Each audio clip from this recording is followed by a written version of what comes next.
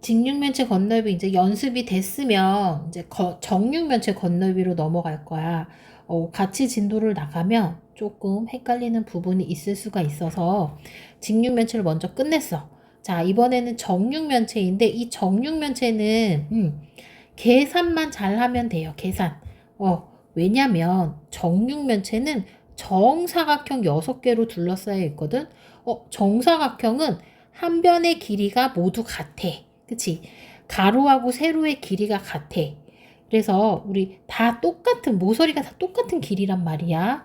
그러면 면의 넓이도 다 어떨까? 6개의 면의 넓이도 다 똑같아. 그래서 한 개의 면만 계산을 할 거야. 한 개의 면, 가로 곱하기 세로. 똑같은 면 몇 개? 6개. 요것만 계산해주면 끝이거든. 정육면체는 요것만 계산해주면 끝이야. 한 면의 넓이 가로 곱하기 세로 해주세요. 거기에 똑같은 면 6개예요. 이거 건넓이 구하는 거. 건넓이 구하는 거.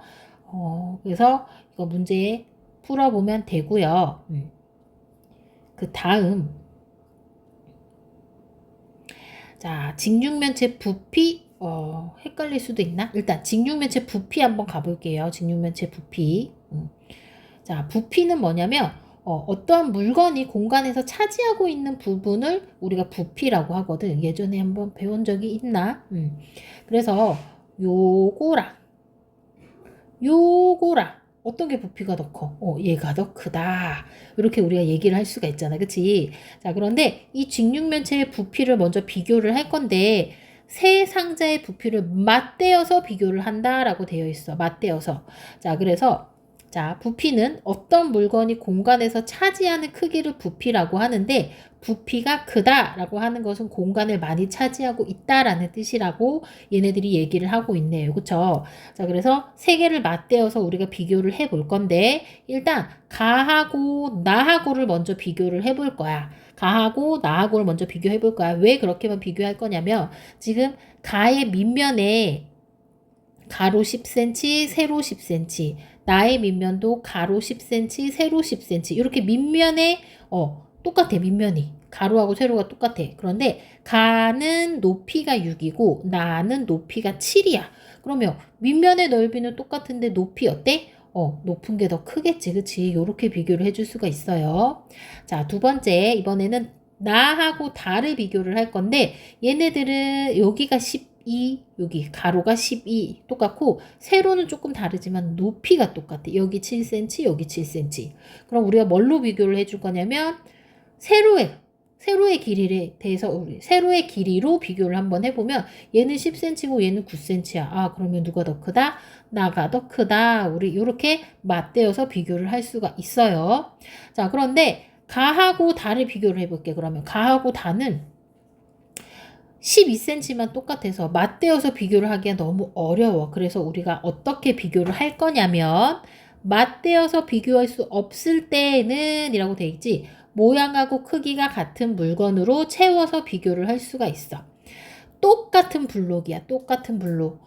모양하고 크기가 같은 똑같은 블록으로 채우는 거야. 이 부분을 채우는 거야. 그랬더니 가에서는 요 가로는 블록이 몇 개 들어갔어? 3개. 세로는 몇 개 들어갔어? 2개. 높이는 하나, 둘, 셋, 4개. 이렇게 들어갔네. 그래서 3 곱하기 2 곱하기 4. 가로 곱하기 세로 곱하기 높이 해봤어. 그러면 6, 4, 24가 나왔네. 나 한번 해볼게요. 나의 가로는 3. 나의 세로도 3. 높이도 3이네. 그러면 가로 곱하기 세로 곱하기 높이를 다 했더니 27개 이렇게 나왔대. 그러면 24개랑 27개 중에 누가 더 커? 나가 더 크다라고 우리가 비교를 할 수가 있겠지. 그치? 자, 그래서 부피를 할 때는 여기 2개, 가로 2개, 세로 4개, 높이 3개 다 곱하기 해주면 되는 거야. 그럼 개수가 나오잖아.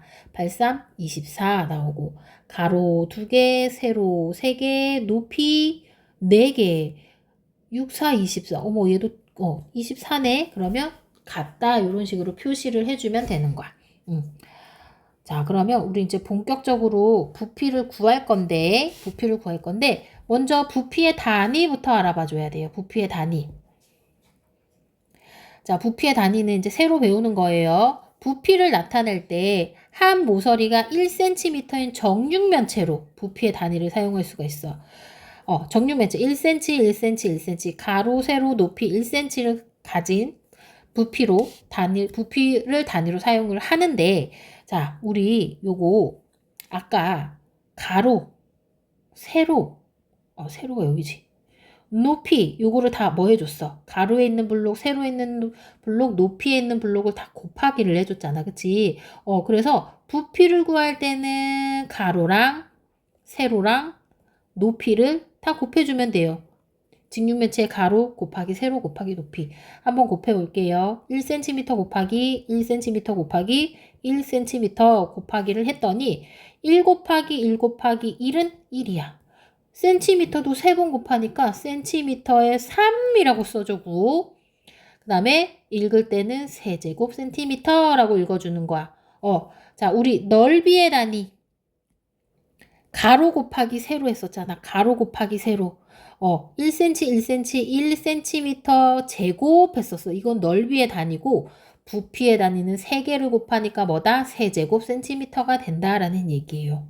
알겠어요? 자, 그래서 이제 요거 1세제곱 센티미터는 1cm, 1cm, 1cm짜리야. 너무 작은 거. 얘네들 우리가 얘기하는 거고. 자, 이렇게 부피를 구하려면 가로 4, 세로 3, 높이 3이네요. 그러면 가로 곱하기 세로 곱하기 높이 해서 계산해서 써주면 되는 거야. 이게 부피야. 부피 구할 때는 가로 곱하기 세로 곱하기 높이 해주면 된다라는 거. 알겠나요? 자, 문제 한번 풀어보도록 할게요.